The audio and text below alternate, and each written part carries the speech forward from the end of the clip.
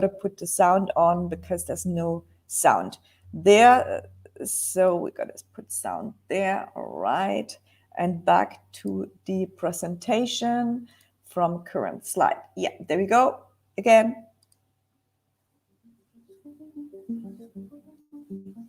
We're already finished. I hate to say this, but I think it's the end of the American empire.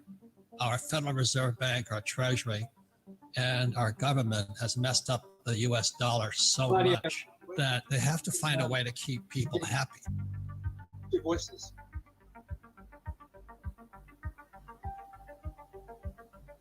The stimulus money they print, everybody says, oh God, it's because of they shut the economy down and this and that. Everybody says, yeah, so they're going to give me PPP and all of this stuff. So just remember this, that money comes from production. And when we pay people not to produce, which is PPP and all that, we're just paying them not to revolt. And that's what happened during the Roman times. And so that's why I say it's the end of the American empire, because our money is corrupt. Now, would I take the money? Absolutely. As we're talking about, don't fight the government, don't fight the Fed, don't fight politics. If they're going to give me $1,000, I'll take it, but I would convert it into either gold, silver, or Bitcoin. So now it's all coming apart at the seams. So gold, silver, Bitcoin, they're not the answer, but they're kind of an insurance policy against the incompetence of our leaders. The more the government pay, and this is globally, it's not just the US or it's not a racial thing. They're just paying everybody not to work today. Because the monetary system is coming apart. But you've got to be smarter than the government, which is not that hard to do. And it's just coming apart right now. And when the Fed talks about stimulus checks, well, the only people that get rich are Bezos and Zuckerberg. They got all that money for free. It goes into them via BlackRock, a hedge fund, and it goes straight into Wall Street. And then the guys who own Facebook and Amazon get richer. It's always been socialism, but they don't tell you that. The Federal Reserve Bank is a socialist or a communist organization, but they'll never tell you that. The more I studied, the more I felt I needed a shower. They were just lying to us. When the market crashed in 2020, March of 2020, only 16% of the teachers, firefighters, and police officers' pension was funded, 16%. So they had $16 for every 100 they owed. Now it's down to 6. They're broke. So they're covering all of this up. So they want to bring UBI in so they can just mass produce money. And then so they're going to pay people not to work so they can escape. There's a thing called the debt to GDP ratio. So when the thing crashed in 2020 in March, the debt went up and the GDP, the gross domestic product, went down. So that's what I was saying. So we produced less, debt went up, GDP went down. And if this coronavirus comes back, which I think it will, we're bankrupt, because the debt to GDP, once debt to GDP passes 90%, we're bankrupt. Today it's 115% debt to GDP in America. So we're already bankrupt. And so the UBI is no different than the Romans paying the Roman citizens to sit in the Colosseum and watch the Dallas Cowboys play the Green Bay Packers. Nothing really changes. People are that stupid, but they don't know. They really don't know. What they're doing is they're propping up zombies. And the zombies are companies that are mismanaged, like Hertz right now is completely bankrupt. Boeing is bankrupt. The cruise ships are bankrupt. Ford's bankrupt.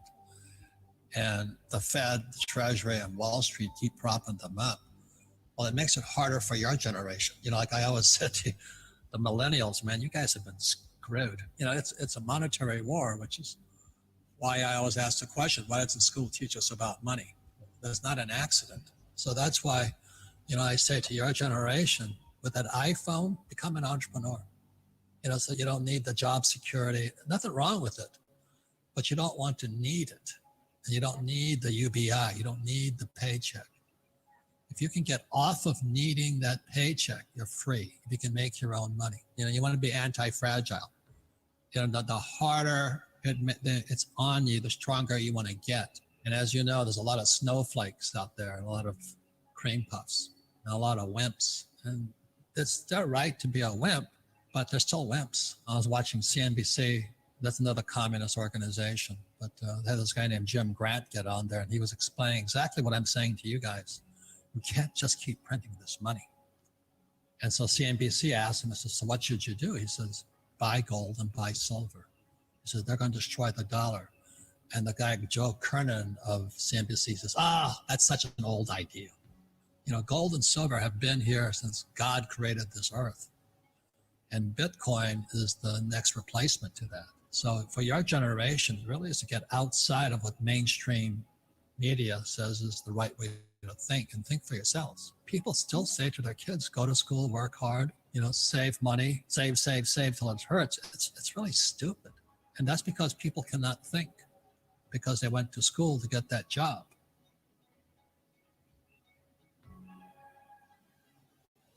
Well, that was an interesting video, Bill. Certainly is. And with that, you're going to talk a little bit about, of course, Gold, Silver, the company, our products and services, and how they can help, of course, the ordinary people make extraordinary wealth.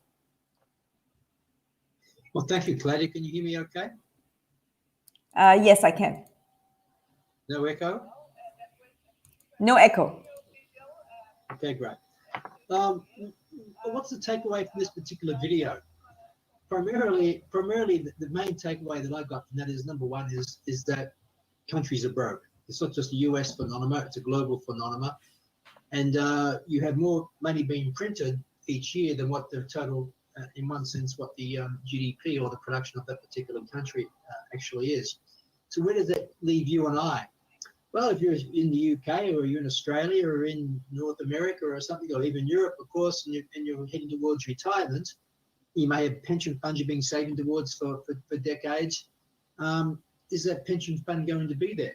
Can you rely on the government? Can you rely on a pension? I mean, who wants to live off a pension in the first place? I mean, you're just living below poverty line if you're living like that. So that's not really my mindset anyway.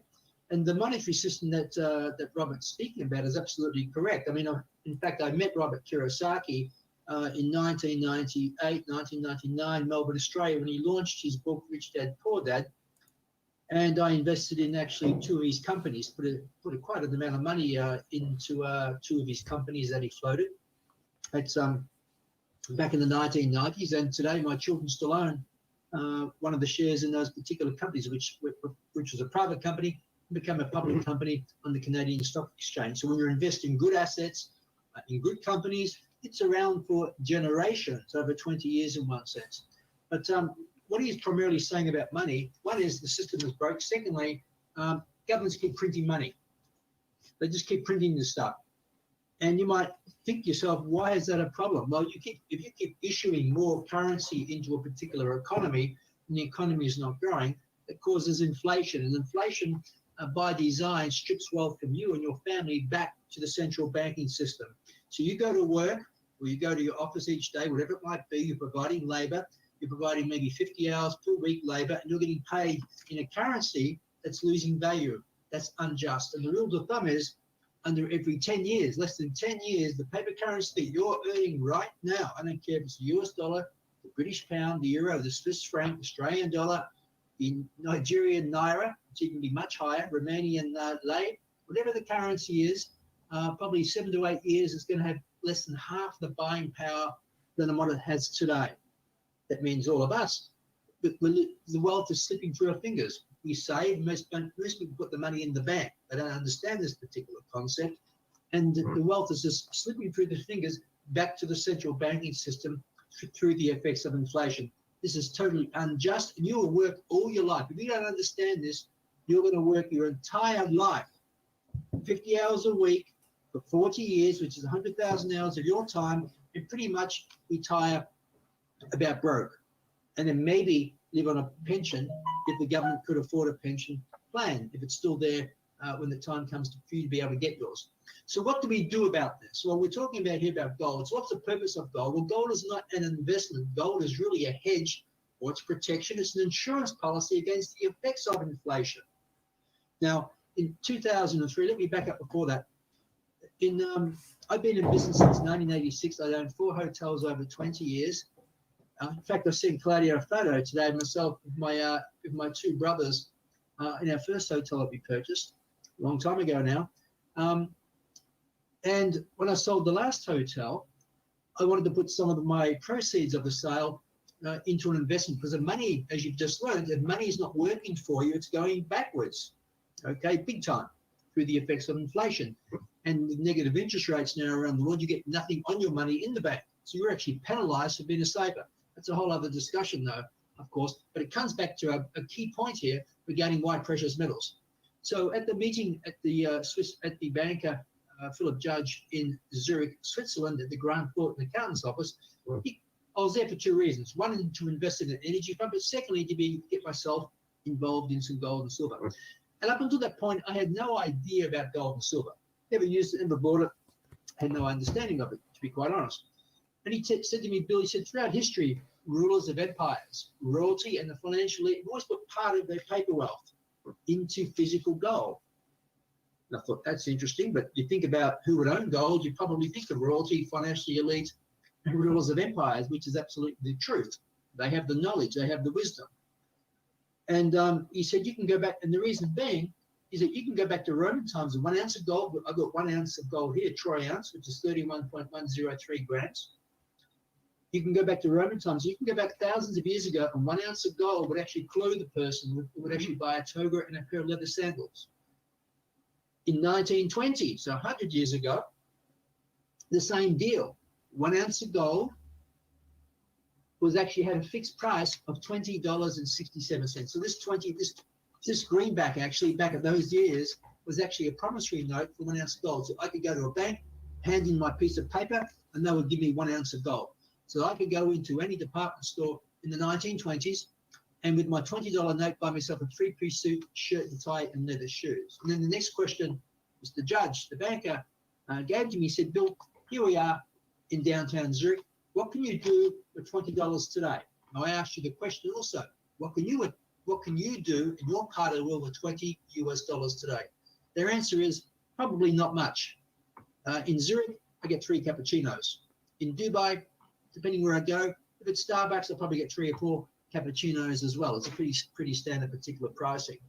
But the same ounce of gold exchanged into any currency in the world today will give you a fine 3-piece suit, shirt and tie, and leather shoes. And bam, that's the trick about wealth preservation. You don't save in paper.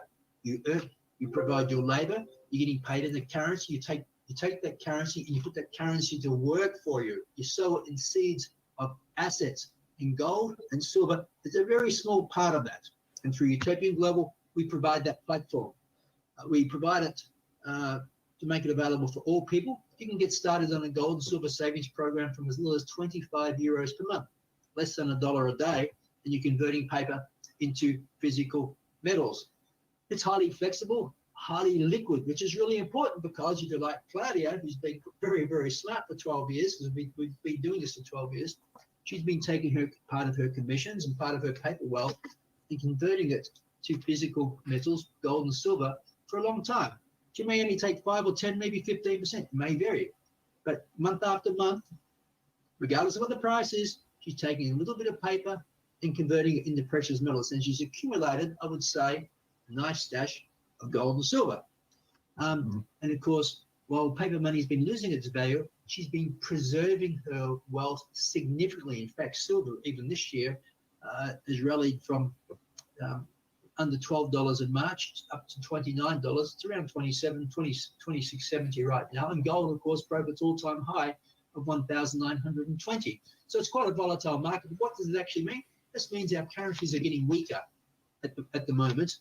And that's why a lot of money is flowing into precious metals. So look at your precious metals as a store of value, as wealth preservation. And it's a highly liquid process where you can convert back to cash very quickly in case you need to go and pay some bills, unexpected bills and different things. The other part of that meeting I had in Zurich in 2003 was about putting some large proceeds, actually a 7-figure amount, into an energy fund into the US back then. And I met Philip Judge, was actually the banker. He's a bullion banker, has been for 30 years now. He's also the CEO of Energy Fund at that particular time. And we've even got clients with us who've been with us over 10 years whose parents were also involved in this particular fund.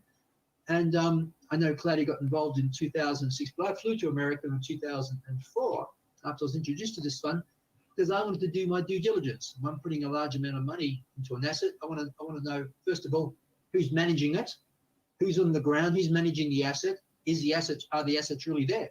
So I flew to Baton Rouge, Louisiana, and met Ryan Messer and various other gentlemen. There's Philip Judge in the middle. I met Ryan Messer, I met some geologists, of course, and we've been doing business for a long time. In fact, I was only speaking to Philip Judge, the banker, the other day. He's the gentleman I met in 2003, and of course, we have calls of Ryan often. In fact, he was only in Dubai maybe 3 weeks ago. We had a meeting there as well, and he heads up the store. So he's highly experienced in the natural resource sector. So it's great to be doing business then, because when you do business, when you're investing, you want to know who's behind the money, who's looking after it. Are they really sowing these seeds of prosperity in real assets?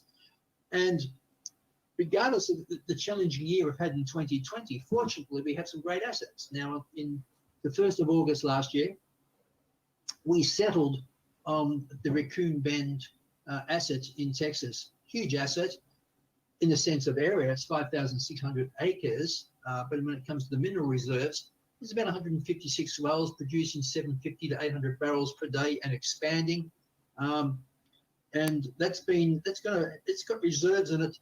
It's going to keep pumping for the next 20, 25 years, which is fantastic. Now, for one barrel of oil, you will get about 6,000 different line items.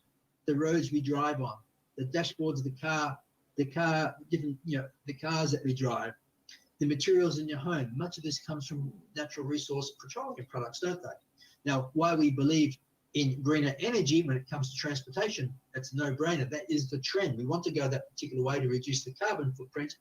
Oil is going to be around because there's no replacement for some of these materials that needs that. Pharmaceuticals uses oil, cosmetics uses petroleum, many applications in that sense. So we have a fantastic, strong asset here as a store owner that you actually own. And we've owned that since I said the 1st of August last year. And it's been paying out. It's never lost, even though oil went this year, I think it was March or April, went to negative prices on the futures contract because of the hedging process that Ryan and the team had in place. We have made money every particular month there. And because we actually bought 12%, 8% was bought on a bank loan. The bank loan's been paid down. In fact, we paid down $1 million of that in the last 30 days. So 60 days, 30 days actually. Ryan's put out 2 announcements because during this particular year of COVID, of course, there's been many uncertainties. And when the bank came to refinancing at the end of July of this year, it wasn't so favorable. So it wasn't worth us holding on to this high